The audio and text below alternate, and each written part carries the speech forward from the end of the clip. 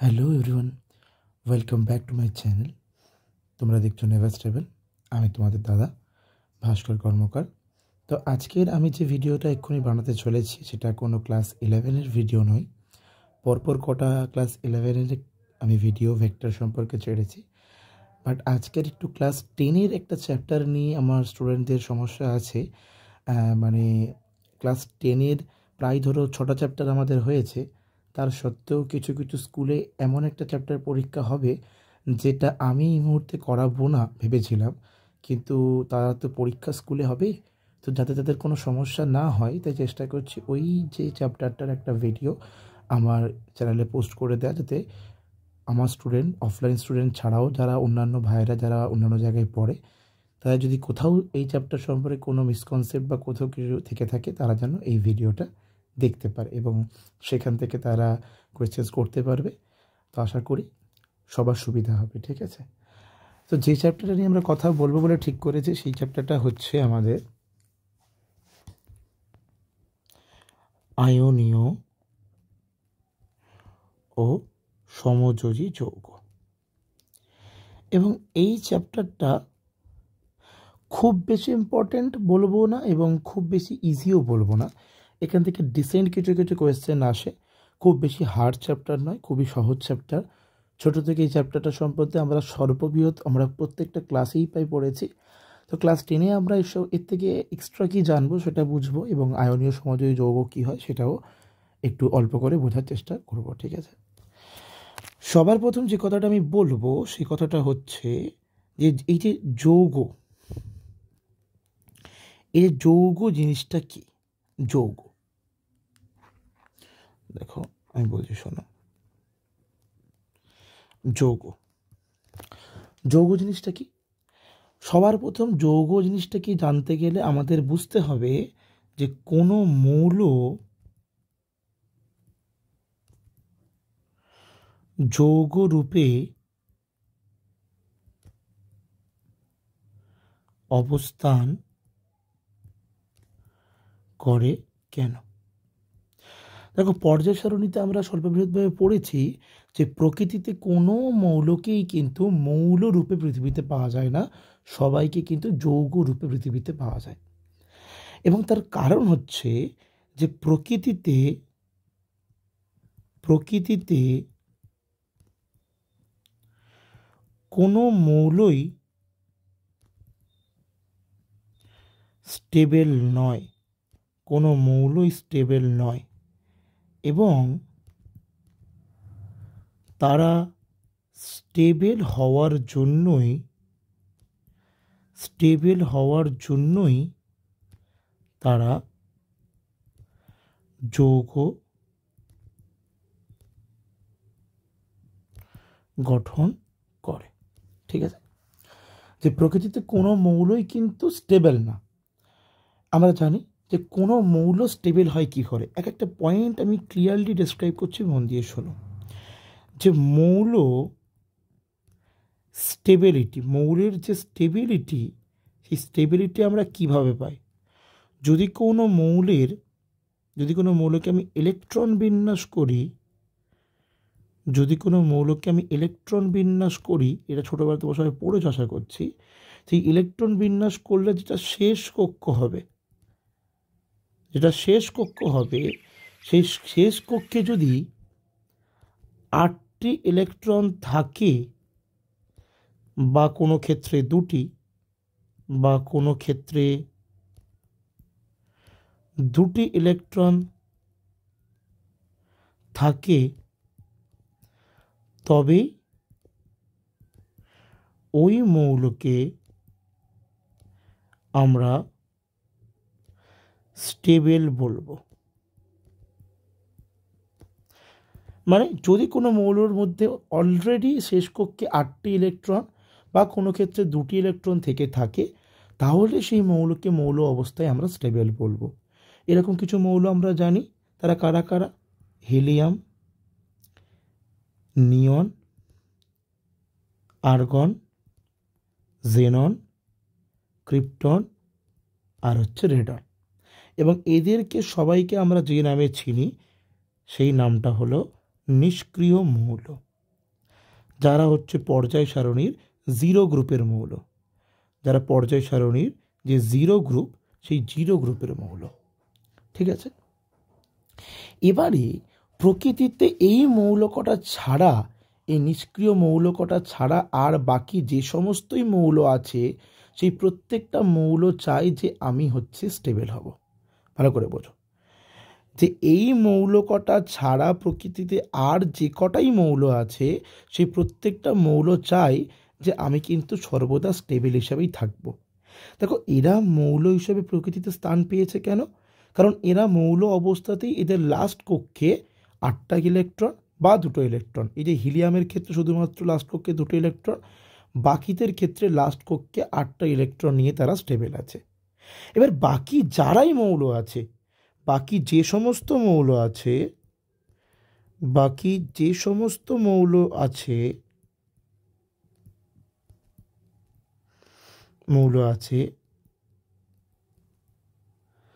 তারা সবাই চাই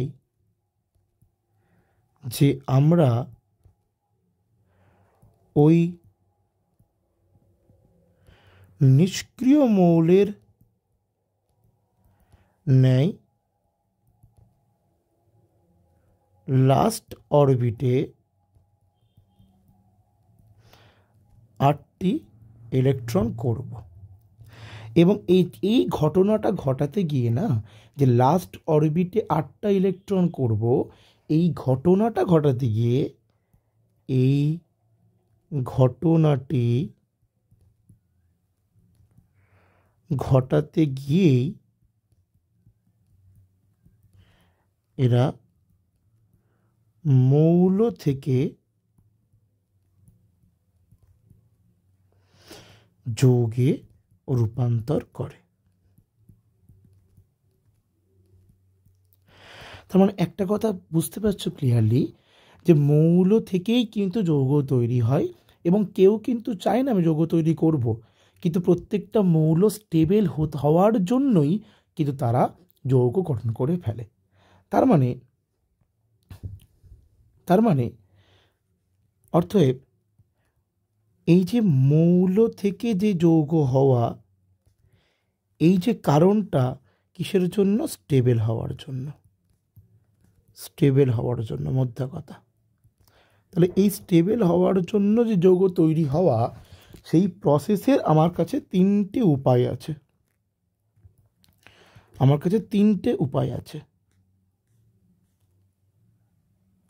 তারা কারা কারা 3টে উপায়? একটা হচ্ছে তোমার আয়নীয়, একটা হচ্ছে তোমার সমযোজী, আর একটা হচ্ছে তোমার অসমযোজী। একটা আয়নীয়, একটি সমযোজী ও একটি অসমযোজী। ঠিক আছে, কোনো অসুবিধা আছে? আচ্ছা, এবার 3টে হয় কিভাবে সেটাই আমরা মন দিয়ে দেখব। দেখো, দেখো আয়নীয় মানে কি? যেখানে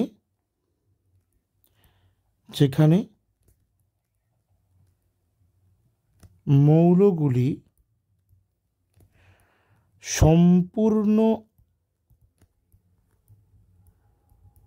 আয়নের সাহায্যে যৌগ গঠন করবে, সেটা হচ্ছে আয়নীয়। সমযোজী কি? যেখানে ইলেকট্রন শেয়ারিং হবে, এবং যৌগ গঠন হবে। অসমযোজী মানে যেখানে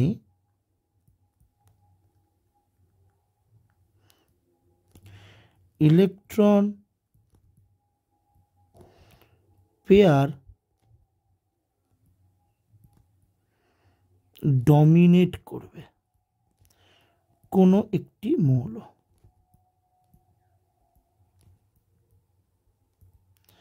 এবং এই সবকটা সম্বন্ধে আমরা একটু ডিটেলসে পড়ব।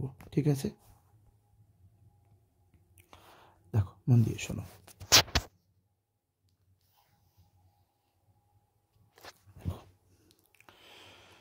সবার প্রথমে আসছে আয়নীয় যৌগ।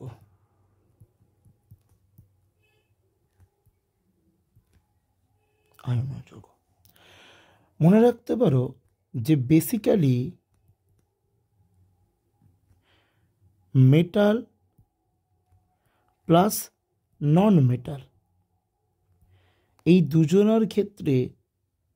দুজনের ক্ষেত্রে কিন্তু এই আয়নিক কম্পাউন্ড জিনিসটা তৈরি হতে পারে। বেসিক্যালি মেটাল আর নন মেটালের মধ্যে, দুটো মেটালের মধ্যে বা দুটো নন মেটালের মধ্যে এটা সম্ভবত হয় না। বেসিক্যালি মেটাল আর নন মেটালের মধ্যে হচ্ছে আয়নীয় যৌগটা তৈরি হওয়া সম্ভব। কেমন হবে? আমি একটা এক্সাম্পল নিই। ধরো আমি নিচ্ছি সোডিয়ামের অ্যাটমিক নাম্বার 11, আমরা সবাই জানি। এবার এই 11কে যদি আমরা ইলেকট্রন বিন্যাস করি, কেতে থাকে 2, এলে থাকে 8টা এবং এমে থাকে 1টা। ভালো করে বোঝো। তাহলে এবার যদি তুমি আমাকে বলো, যদি আমি সোডিয়ামকে যদি স্টেবল করতে চাই, তাহলে সোডিয়ামের কাছে কটা অপশান আছে? যে সোডিয়ামকে যদি স্টেবল হতে হয়, তাহলে সোডিয়ামের যেটা লাস্ট অরবিট সেখানে 8টি ইলেকট্রন করতে হবে। তাহলে এই 8টি ইলেকট্রন করার জন্য ওর কাছে দুটো অপশান আছে। হয় ও এই 1 নম্বর ইলেকট্রনটাকে বার করে দেবে, না হয় ও লাস্ট অরবিটে আরও 7টা ইলেকট্রনকে প্রবেশ করাবে। হয় ও একটা ইলেকট্রনকে বের করে দেবে, একটা অপশান। মানে একটা ইলেকট্রনকে যদি বার করে দেয়, তখন লাস্ট অরবিট এল হয়ে যাবে এবং সেখানে 8টা ইলেকট্রন, সেটা কমপ্লিট হয়ে যাবে। নতুবা ও লাস্ট অরবিটেই 7টা ইলেকট্রন আরও নেবে, 7 জন প্লাস 1 জন 8 জন, সেটা করেও 8টা ইলেকট্রনও কমপ্লিট করতে পারে। তাহলে দুটো অপশান, যে একটা ইলেকট্রনকে ও লিভ করতে পারে বা 7টা ইলেকট্রনকে ও একসাথে জয়েন করাতে পারে। তোমরাই বলো কোনটা ইজি?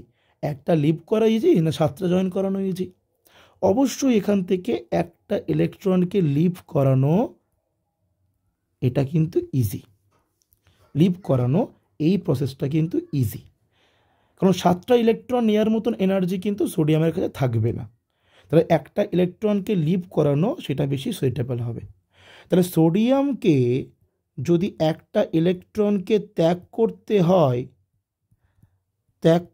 হয়, ভালো করে বোঝো, সোডিয়ামের সেন্টারে 11টা প্রোটন ছিল এবং একটা ইলেকট্রন ত্যাগ করার জন্য এখন সোডিয়ামের কাছে 10টা ইলেকট্রন। যদি একটা ইলেকট্রন যদি ত্যাগ করে দেয়, এই ঘটনার পর সোডিয়ামের হয়ে যাবে 10টা ইলেকট্রন। তাহলে ওভারঅল পজিটিভ চার্জের পরিমাণটা কিন্তু বাড়লো, এবং সোডিয়াম এখান থেকে একটা ইলেকট্রন ত্যাগ করে হয়ে গেল Na+। সোডিয়াম একটা ইলেকট্রন ত্যাগ করে কি হয়ে গেল? Na+। ঠিক আছে, এবারে ভালো করে বোঝো, সোডিয়াম যে ইলেকট্রনটাকে ত্যাগ করলো, সেই ইলেকট্রনটা তার উড়ে চলে যাবে না। তাহলে এখানে এবার এলো আমাদের ক্লোরিন। ধরে নাও ক্লোরিনের অ্যাটমিক নাম্বার হচ্ছে 17, যেটাকে ভাঙলে হয় কেতে 2, এলে 8টা এবং এমে 7টা। তাহলে আবারও দেখো, ক্লোরিনকে যদি স্টেবল হতে হয়, লার্জ যে অরবিট থাকবে সেখানে কটা ইলেকট্রন করতে হবে? 8টা ইলেকট্রন করতে হবে।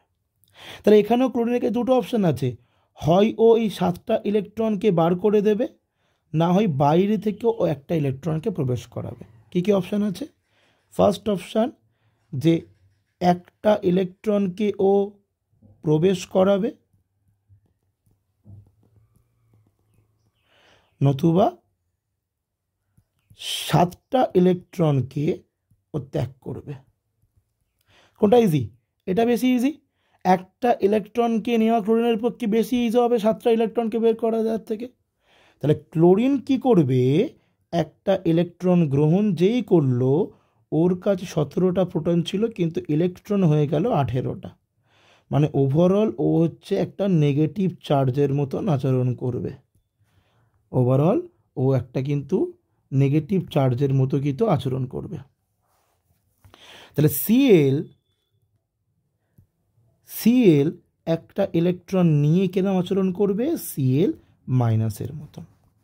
তার মানে ধরো একটা চেম্বার ছিল আমার কাছে, যে চেম্বারে সোডিয়াম ছিল এবং ক্লোরিন ছিল, এবং এই চেম্বারে একটা এনার্জি দেওয়া হয়েছে, যে এনার্জিতে সোডিয়াম থেকে হয়েছে Na+, এবং ওই একই ইলেকট্রন ক্লোরিন নেওয়ার ফলে Cl হয়েছে Cl-। এখান থেকে কী গিয়েছে? ইলেকট্রন গিয়েছে। সোডিয়াম থেকে যে ইলেকট্রনটা ছেড়েছে সেই ইলেকট্রনটাই ক্লোরিন নিয়েছে। তাহলে সোডিয়ামের ইলেকট্রনটা ক্লোরিন নেওয়ার জন্য সোডিয়ামটা সোডিয়াম+ হয়েছে, আর ক্লোরিনটা ক্লোরিন- হয়েছে। তার মানে এই সোডিয়ামটা রূপান্তরিত হয়েছে ক্যাটায়নে, এবং Cl- আমরা বলতে পারি অ্যানায়ন। এবার যদি কোথাও একটা পজিটিভ এবং কোথাও একটা নেগেটিভ পরস্পরের কাছাকাছি থাকে, তাহলে এখানে একটা যে আকর্ষণ বল তৈরি হয় সেটাকে বলা হয় স্থির তাড়িতিক আকর্ষণ বল। কি বলা হয়? স্থির তাড়িতিক আকর্ষণ বল। দেখো এই চার্জটা এই প্লাসটা তৈরি হয়েছে, এটা স্থির চার্জ বা স্থির আয়ন। এদের দুজনের মধ্যে যে আকর্ষণ বল, যারা পরস্পরকে এরা টানবে, মানে প্লাসকে মাইনাস টানবে, মাইনাসকে প্লাস টানবে, তো এটাকে বলা হয় স্থির তাড়িতিক আকর্ষণ বল। এবং এটার জন্য এই যে Na+ আর Cl- যে বন্ধনে আবদ্ধ হবে, এই বন্ধনটাকে বলা হবে আয়নীয় বন্ধন। কারণ কেন? এই বন্ধনটা কারা তৈরি করছে? আয়নটা তৈরি করছে। Na+ আর Cl- মিলেই বন্ধন তৈরি করছে, এটাকে আয়নীয় বন্ধন বলা হয়। এবং এটা খুবই স্ট্রং একটা বন্ধন, এটা খুবই স্ট্রং একটা বন্ধন। এবং তো বন্ধনে আবদ্ধ হয়ে ওরা NaCl হিসাবে আচরণ করবে। দেখো এই যে NaCl লিখছি, এই NaCl এর মধ্যে Na+ বা Cl- এর অস্তিত্ব কিন্তু থাকবে না, অস্তিত্ব থাকবে না। কারণ কি? ভালো করে বোঝো। এই যে Na, সে কিন্তু পয়জন, একটা পয়জনাস একটা এলিমেন্ট।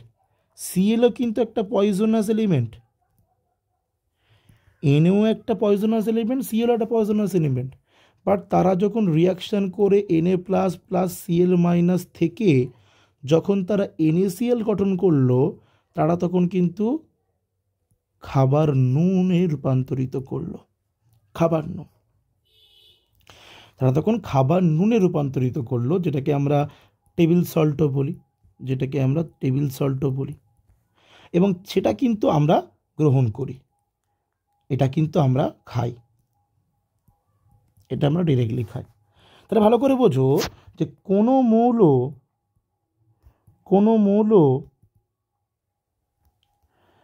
সম্পূর্ণ ইলেকট্রন বিনিময়ের মাধ্যমে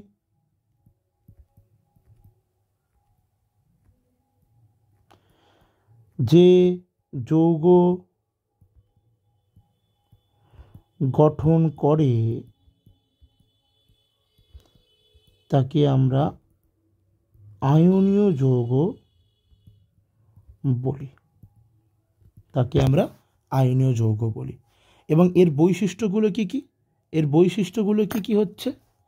যদি এর আমি ক্যারেক্টার বলতে চাই, এর আমি ক্যারেক্টারকে যদি বলতে চাই, ফার্স্ট যে বৈশিষ্ট্য সেটা হচ্ছে যে একটি ক্যাটায়ন ও একটি অ্যানায়ন তৈরি হয়। 2 নম্বরটা হচ্ছে লাস্ট অরবিট থেকে ইলেকট্রন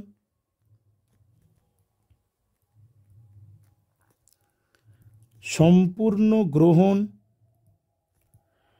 বা বর্জনের মাধ্যমে হয়, আর কি বলতে পারি?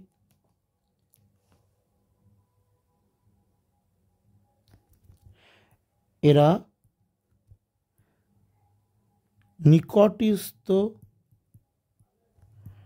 নিষ্ক্রিয় মৌলের মতন হওয়ার জন্য নিষ্ক্রিয় মৌলের মতো হওয়ার জন্য এইরূপ বিক্রিয়া করে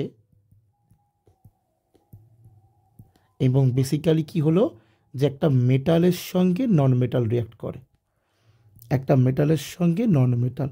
কেন এই কথাটা আমি বলছি বাবু, দেখো মন দিয়ে। মেটাল কি? যে ইলেকট্রন ত্যাগ করে। আর নন মেটাল কি? যে ইলেকট্রন গ্রহণ করে। তাই জন্যই বলছি এখানে রিয়াকশানটা মেটাল আর নন মেটালের মধ্যেই হয়, কারণ সম্পূর্ণ ইলেকট্রন ত্যাগ করে একটা মেটাল আর সম্পূর্ণ ইলেকট্রন গ্রহণ করে একটা কিন্তু নন মেটাল। এবং এক্ষেত্রে তোমরা একটা কথা মনে রাখো যে বেশিরভাগ ক্ষেত্রে যে NaCl,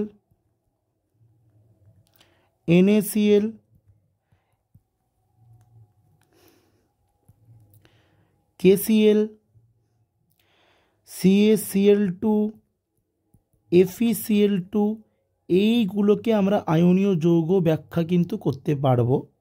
কিন্তু যদি আমাদের কাছে চলে আসে PCl5, AlCl3 বা ধরে নাও কিছু অপশান আরও বলছি যে SF6, তোমার বইয়ে দেখবে ছায়া প্রকাশনী বইতে আছে যে এই ধরনের আয়নীয় যৌগর কিন্তু তৈরির ব্যাখ্যা কিন্তু আমরা নর্মাল নিয়মে করতে পারি না।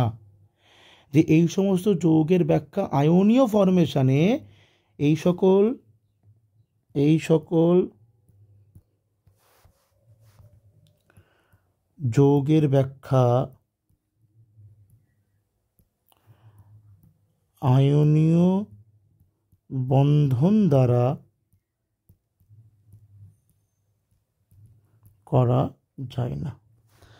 কারণ বেশিরভাগ ক্ষেত্রে কি হয় না যে দুটো পর্যন্ত মানে CaCl2 এই পর্যন্ত কিন্তু রিয়াকশানটা ঠিকঠাকভাবে হয়, কিন্তু যখন 3 নম্বর হয়ে যাবে মানে ধরো না এখানে AlCl3 আছে, তখন সেক্ষেত্রে এটা আয়নীয় যৌগ না করে না এটা কিন্তু একটা সমযোজী যৌগ করে দেয়। সেটা কি আমরা একটু পরে দেখছি। বেশিরভাগ ক্ষেত্রে যখন আমি 3 নম্বরে মানে 3টে যৌগ একসঙ্গে চলে আসে তখন সেক্ষেত্রে আয়নীয় না হয়ে সেখানে সমযোজী চলে আসে। তাহলে এই কটা অপশান মনে রাখো যে PCl5, AlCl3, SF6 মানে 2-এর বেশি যেগুলো, যেমন দেখো Cl2, FeCl2 যখন 2-এর বেশি যখনই চলে যাবে তখন কিন্তু আয়নীয় যৌগ গঠনের মাধ্যমে এদেরকে আর ব্যাখ্যা করা যায় না, এরা অন্যভাবে ব্যাখ্যা করা হয় এদেরকে। ঠিক আছে, সেটা সিলেবাসে তোমাদের কিন্তু নেই। বোঝা গেছে? ক্লিয়ার হয়েছে? আচ্ছা, তাহলে এই যে বৈশিষ্ট্যগুলো তোমাদেরকে এক্ষুনি আমি বললাম, এই বৈশিষ্ট্যগুলোকে বলা হয় বিজ্ঞানী কোসেলের ধারণা। বিজ্ঞানী কোসেলের ধারণা, এদেরকে বলা হয় বিজ্ঞানী কোসেলের ধারণা। ঠিক আছে, বোঝা গেছে? এবার আসছি সমযোজী যৌগতে।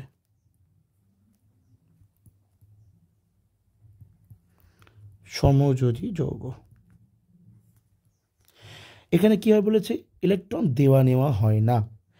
এখানে কি হয়? এখানে ইলেকট্রন শেয়ারিং হয়। এখানে ইলেকট্রন শেয়ারিং হয়। কীভাবে শেয়ারিং হয়? তার অপশান নেই। ধরুন আমি বলছি যে কার্বনের 6, তাহলে ভাঙলে কত হবে? 2, 4, কেতে 2, এলে 4টে। আর হাইড্রোজেনের ধরে নাও 1, তাহলে কেতে শুধুমাত্র 1টা। তাহলে তুমি ভালো করে কার্বনের দিকে তাকাও, হয় কার্বনকে 4টে ছেড়ে দিতে হবে, নয় কার্বনকে 4টে নিতে হবে। তাহলে 4টে ছেড়ে দেওয়া বা 4টে নেওয়া এই দুটোই কিন্তু কার্বনের ক্ষেত্রে অসম্ভব। এই দুটোই কার্বনের ক্ষেত্রে কিন্তু সম্ভব হয় না। আর এখানে যে হাইড্রোজেন, সে হাইড্রোজেনের কি একটা ইলেকট্রন হলেই কিন্তু কাজ শেষ, মিটে যাবে। হাইড্রোজেন যদি লাস্ট অরবিটে একটা ইলেকট্রনও নিয়ে নিতে পারে কোনো কারণে, তাহলে হাইড্রোজেনের কাজ শেষ হয়ে যাবে এখানে। তাহলে এখানে হাইড্রোজেনের অনলি অপশান হচ্ছে একটা ইলেকট্রনও নেবে, কিন্তু কার্বনের দেখো এখানে অপশান ও 4টে ইলেকট্রন ছাড়বেও না, 4টে ইলেকট্রন নেবেও না।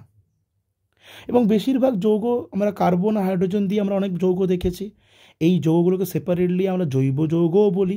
আমরা ক্লাস 10-এর যে লাস্ট চ্যাপ্টার জৈব রসায়ন, সেখানে আমরা মন দিয়ে এখানে পড়বো যে কার্বন আর হাইড্রোজেন যৌগে যে হাইড্রোকার্বন যৌগ তৈরি হয় তাদেরকে আমরা জৈব যৌগ বলি। কেন বলি, কী জন্য বলি, তার জন্য আমার ভিডিওটা একটু মন দিয়ে দেখতে হবে। ঠিক আছে? আচ্ছা, মন দিয়ে শোনো। মন দিয়ে শোনো। দেখো আমি এখানে কার্বনকে রাখলাম, আমার যেহেতু যে স্টেবিলিটি হওয়ার আলোচনা কোনটাকে নিয়ে, লাস্ট অরবিটটাকে নিয়ে, তাহলে লাস্ট অরবিটের 4টে ইলেকট্রনকে আমি কার্বনের জন্য এইভাবে রাখলাম। রেখে কার্বনকে বললাম যে ভাই তুই 4টে হাইড্রোজেনকে ডাক, কারণ কার্বনের 4টে ইলেকট্রন মানে 4জন লাগবে সেই ইলেকট্রনগুলোকে নিউট্রাল করার জন্য। কার্বনের লাস্ট অরবিটে ইলেকট্রনগুলোকে ঠিক করার জন্য 4জনকে দরকার। তাহলে দেখো আমি 4টে হাইড্রোজেনকে ডাকলাম, প্রত্যেকটা হাইড্রোজেনের অরবিটে কটা করে ইলেকট্রন, একটা করে ইলেকট্রন। তাহলে হাইড্রোজেনের 2টো করে লাগবে আর কার্বনের 8টা লাগবে। কি করব তাতে? কার্বন বলছে দেখ ভাই আমি একটা দিচ্ছি, তুই একটা দে। কার্বন বলছে আমি একটা দিচ্ছি, হাইড্রোজেন বলছে তুই একটা দে। কার্বনও একটা দিচ্ছে, হাইড্রোজেনও একটা দিচ্ছে, কার্বনও একটা দিচ্ছে, হাইড্রোজেন একটা দিচ্ছে। তাহলে এই যে পরিস্থিতিটা তৈরি হচ্ছে, এর নিচে দেখাই তাহলে ভালো করে বুঝতে পারবে। এই পরিস্থিতিটা যে তৈরি হচ্ছে, এখানে কার্বনটা মাঝখানে, এখানে 2টো ইলেকট্রন, ওপরে হাইড্রোজেন বসে আছে, এখানে 2টো ইলেকট্রন, হাইড্রোজেন বসে আছে, এখানে 2টো ইলেকট্রন, হাইড্রোজেন বসে আছে, এখানে 2টো ইলেকট্রন, হাইড্রোজেন বসে আছে। এবার হাইড্রোজেন এই জিনিসটাকে নিয়ে স্টেবল। হাইড্রোজেন কি বলছে, এই 2টো ইলেকট্রনকে ভাই আমাকে দিয়ে দে। কার্বন বলছে ঠিক আছে তুই নে। এই হাইড্রোজেনটা বলছে এই 2টোকে আমাকে দিয়ে দে। কার্বন বলছে ঠিক আছে তুই এটাকেও নে। এই হাইড্রোজেনটা বলছে এই 2টোকে আমাকে দিয়ে দে। ঠিক আছে নিয়ে এলো, কোনো অসুবিধা নেই। এই হাইড্রোজেনটা বলছে এই 2টো তাহলে আমি নিই, কোনো অসুবিধা নেই। কার্বন বলছে তোরা স্টেবল হয়ে গেলি, কোনো অসুবিধা নেই। হাইড্রোজেন বলছে হ্যাঁ আমরা স্টেবল হয়ে গেছি। এবারে কার্বন করছে কি, এই 4টে যে ইলেকট্রন জোড় আছে সেই 4টে ইলেকট্রন জোড়কে ও নিজে সেপারেটলি টানছে। কার্বন কি করছে, হাইড্রোজেন যেমন প্রত্যেকটা ইলেকট্রন একজন একটা হাইড্রোজেন একটা ইলেকট্রন জোড়কে নিয়েছে। তাহলে হাইড্রোজেন এখানে স্টেবল, দেখো হাইড্রোজেন এখানে কি হয়ে গেল, স্টেবল হয়ে গেল, কারণ ওর লাস্ট অরবিটে হাইড্রোজেনের কটা ইলেকট্রন হয়ে গেল, 2টো ইলেকট্রন। এবং কার্বন নিজে ওর যে লাস্ট অরবিট, ওর সেই লাস্ট অরবিটে কটা ইলেকট্রন করে নিল, দেখো 2টো 4টে 6টা 8টা, মোট হচ্ছে 8টা ইলেকট্রন করে নিল। তাহলে কার্বনও স্টেবল হয়ে গেল, এবং আমাদের হাইড্রোজেন সেও কিন্তু স্টেবল হয়ে গেল। তাহলে সেখান থেকে কি তৈরি করছে, তার মানে এটা কীভাবে হচ্ছে, তাহলে এখান থেকে কার্বন একটা হাত তৈরি করছে, এই একটা হাত, এই একটা হাত, এই একটা হাত, এবং এই হাতগুলোকে বলা হয় সমযোজী বন্ধন। এটাকে বলা হয় সমযোজী বন্ধন, মানে যেখানে ইলেকট্রনের যে শেয়ার, মানে একটা করে হাত মানে 2টো করে ইলেকট্রন, একটা করে হাত মানে 2টো করে ইলেকট্রন, এবং এইটাকে বলা হয় সমযোজী বন্ধন। কেমন বন্ধন না, এক বন্ধন, সমযোজী এক বন্ধন। এক বন্ধন মধ্যে কটা ইলেকট্রন, 2 ইলেকট্রনস, 2টো ইলেকট্রন, সমযোজী এক বন্ধন এটাকে বলে।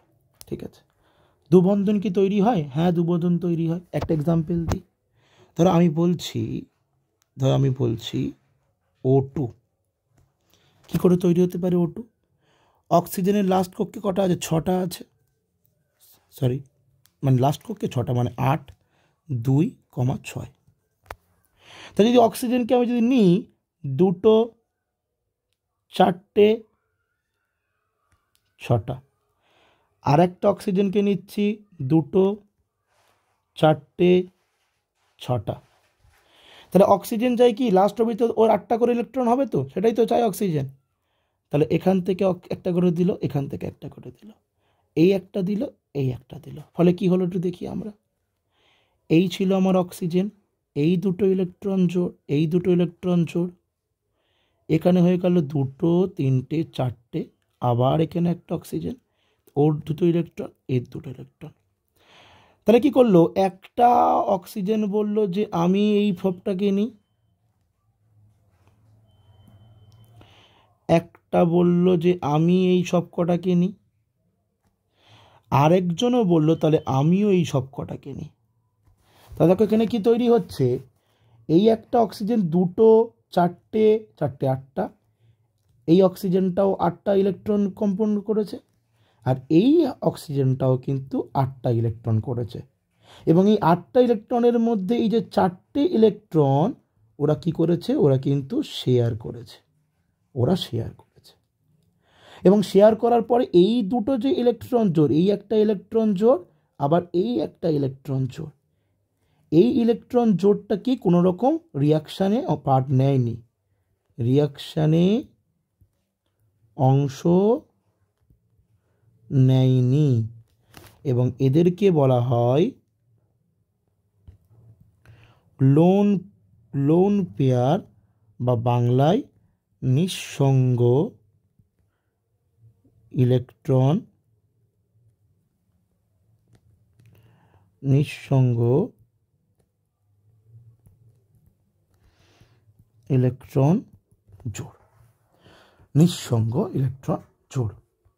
তাহলে বেশিরভাগ ক্ষেত্রে যে কোনো দ্বিপরমাণু গ্যাস, যে কোনো দ্বিপরমাণু গ্যাস যারা হয়,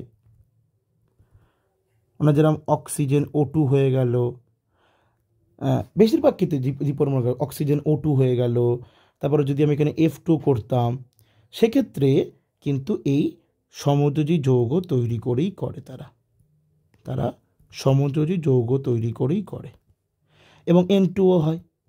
কিন্তু দেখো ভালো করে লক্ষ্য করে দেখো, এখানে যে O2টা তৈরি হয়েছে সেখানে দুটো করে ওদের নিজস্ব ছিল, আর এখানে দুটো হাত, এখানে দুটো হাত, তাহলে এইটাকে কি বলবো, সমযোজী দ্বিবন্ধন বলবো, আমরা সমযোজী দ্বিবন্ধন বলবো। এরপরেরটা দেখো,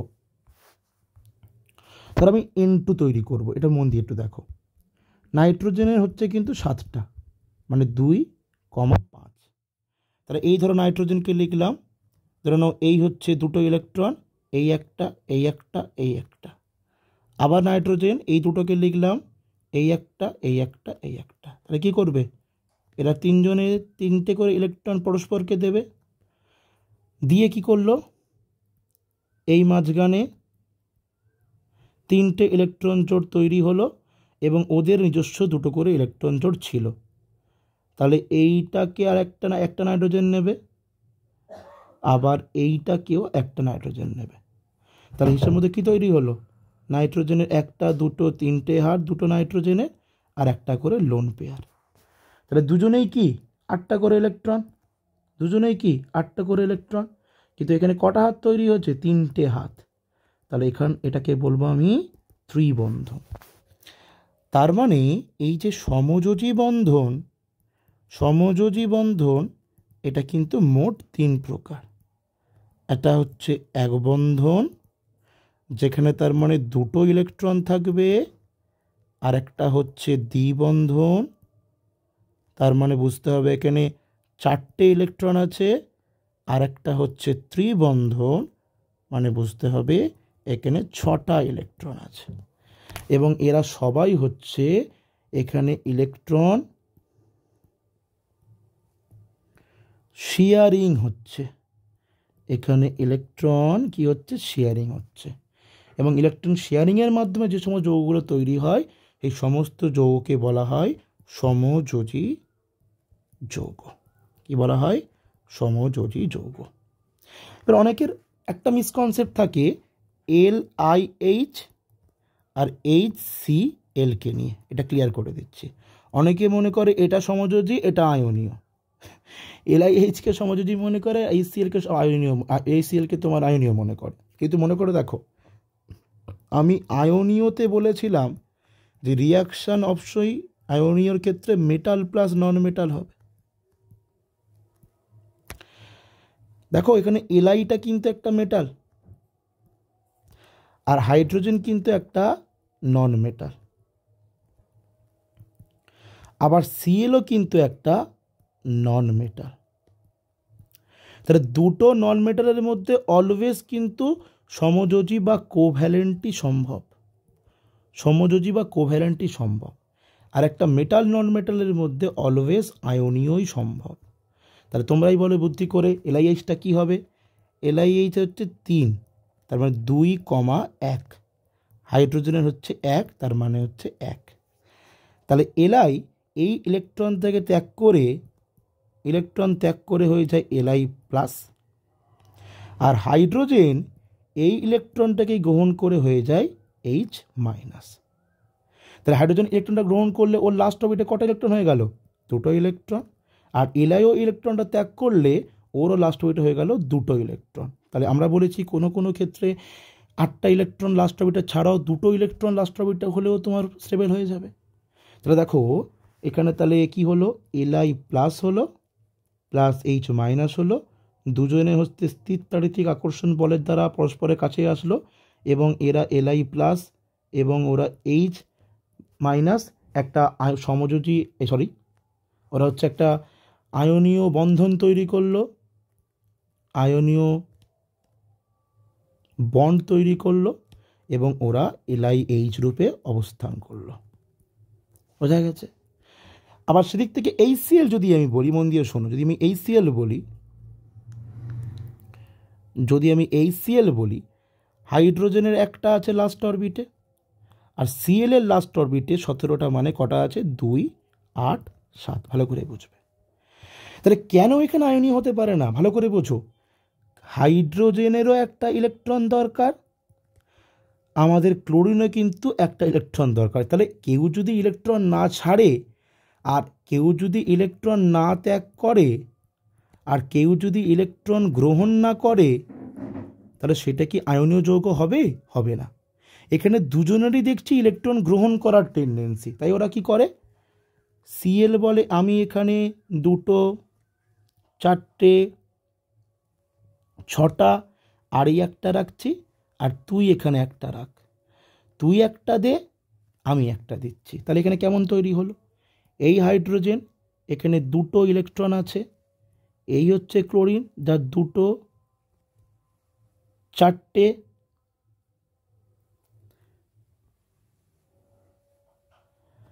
আচ্ছা 6টা এখানে মিস করেছে একটা, এই হচ্ছে 6টা। ভালো করে বলো তাহলে কী হচ্ছে?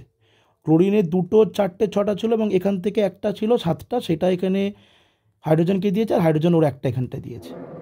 তাহলে এই ইলেকট্রন পেয়ারটাকে হাইড্রোজেন নিচ্ছে, নিয়ে বলছে আমি স্টেবল, আর ক্লোরিন এই সবাইকে নিচ্ছে, নিয়ে ও স্টেবল হচ্ছে।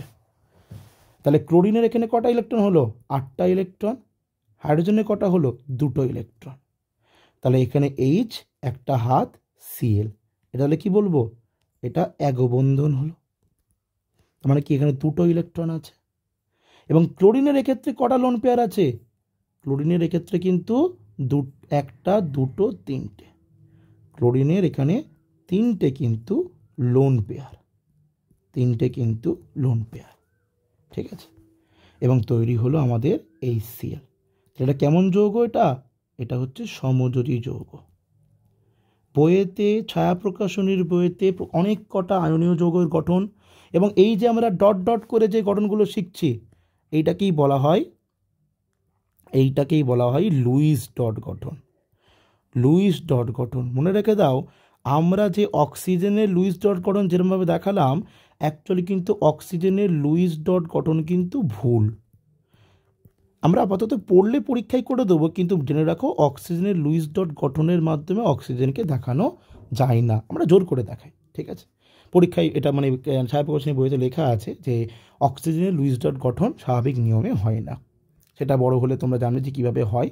তাহলে আমরা আপাতত আয়নীয় এবং সমযোজী যৌগটা পুরোপুরি ক্লিয়ার করলাম। অসমযোজীটা তোমাদের সিলেবাসের মধ্যে নেই, তবু আমি একটা ভিডিও বানিয়ে তোমাদেরকে দিয়ে দেবো। তো আশা করছি সবার সমযোজী এবং অসমযোজী যৌগ সম্বন্ধে পুরোপুরি ক্লিয়ার হওয়া গিয়েছে। এবং বইয়ের মধ্যে কিছু কিছু জিনিসপত্র আছে, একটা জিনিস শুধু বলে দিই যে আয়নীয় বন্ধন সর্বদা সমযোজী বন্ধনের থেকে কিন্তু বড় হয়, মানে শক্তিশালী হয়। আবার সমযোজী বন্ধনের থেকে ভ্যান্ডার ওয়ালস বন্ধন আরও শক্তিশালী হয়, ভ্যান্ডার ওয়াল বন্ধন। আবার ভ্যান্ডার ওয়াল বন্ধন হাইড্রোজেন বন্ধনের থেকে আরও শক্তিশালী হয়। এই দেখছো এইচসিএলের যে এইচ আর সিএল বন্ধনটা, এটাকে বলা হয় একটা হাইড্রোজেন বন্ড, এইটাকে বলা হয় একটা হাইড্রোজেন বন্ড, এবং এটা খুব উইক বন্ড। এবং খুব উইক বলেই কিন্তু জলে গুললে এটা H+ আর Cl- ভেঙে যায়। জলে গুললে H+ Cl- ওই জন্যই ভেঙে যায়। জল সাধারণত কোনো সমযোজী যৌগকে ভাঙে না, জল সর্বদা আয়নীয় যৌগকেই ভাঙে। এটা কথা বলছি যে মনে রাখো, 9-এ পড়েছিলে যে জল সর্বদা আয়নীয় যৌগকেই ভাঙে, আয়নীয় যৌগকেই ভাঙে, এক্সেপ্ট HCl, এক্সেপ্ট HCl। আর একটা কথা দেখো, এই যে NaClটা তৈরি হয়েছিল, এই NaCl এর মধ্যে Na বা Cl এর কোনো অস্তিত্ব নেই। Na বা Cl এর ধর্মের কোনো অস্তিত্ব নেই, Na বা Cl এর ধর্মের কোনো অস্তিত্ব নেই। NaCl এর মধ্যে Na আর Cl এর ধর্মের কোনো অস্তিত্ব নেই, কোনো অস্তিত্ব নেই, ঠিক আছে, কোনো অস্তিত্ব নেই। তাই জন্য আমরা একে সংকেত ভর দিয়ে আলোচনা করি, সংকেত ভর দিয়ে মাপি। আয়নীয় যৌগকে আমরা কী দিয়ে মাপি? সংকেত ভর দিয়ে। কারণ এর সংকেতটাই একটা অনুরূপে আচরণ করে, এর পুরো সংকেতটাই একটা সেপারেট অনুরূপে আচরণ করে, যার ধর্ম সম্পূর্ণ আলাদা।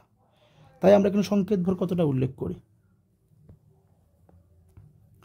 কিন্তু যদি আমি বলি CH4, যদি আমি বলি যে N2, যদি আমি বলি NH3, এরা হচ্ছে সবাই সমযোজী যৌগ, এবং এই সমযোজী যৌগতে কেউ কিন্তু পুরোপুরি স্টেবল নয়, কেউ কিন্তু পুরোপুরি ইলেকট্রন দেওয়া নেওয়া করে না, দেওয়া নেওয়া করে না। কি করে ওরা? এরা করে কি? এরা করে ইলেকট্রন শেয়ারিং। তার মানে এখানে এর মধ্যে কার্বন আর হাইড্রোজেনের সেপারেট অস্তিত্ব একটা থেকে যায়, একটা সেপারেট একটা অস্তিত্ব থেকে যায়, যে হাইড্রোজেনও অংশগ্রহণ করছে স্টেবল হওয়ার জন্য, কার্বনও অংশগ্রহণ করছে স্টেবল হওয়ার জন্য। দুজনেরই অস্তিত্ব আছে, এবং দুজনের অস্তিত্ব আছে বলেই দুজনে মিলে একটা যৌগ তৈরি করছে। তাই আমরা সমযোজী যৌগের আয়নীয় ভর মাপব, যৌগের আয়নীয় ভর মাপি। যে আয়নীয় অবস্থা ওদের মধ্যেই রয়ে গেছে, কেউ পুরোপুরি পজিটিভ পুরোপুরি নেগেটিভ হয়নি, কেউ পুরোপুরি পজিটিভ কেউ পুরোপুরি নেগেটিভ হয়নি, তাই এদেরকে আমরা আয়নীয় ভর মাপি।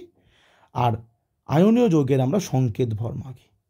তাহলে আয়নীয় যৌগের আমরা সংকেত ভর, তাহলে লিখে দিই এখানে একবার, যে আয়নীয় যৌগের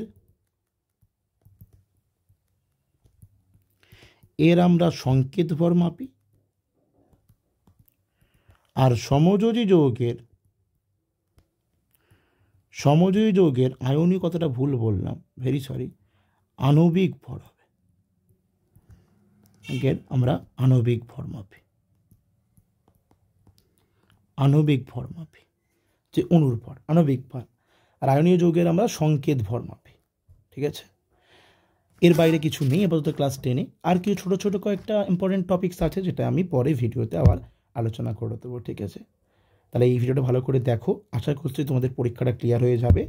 তারপর আমরা যখন আমি আমার অফলাইনে ফেজ 2 শুরু করব, এর আরও ডিটেলসে আমরা যাব। ওকে, ততক্ষণের জন্য গুড বাই। ওকে, টাটা, পরের ভিডিওতে আবার দেখা হচ্ছে, স্টে টিউনড।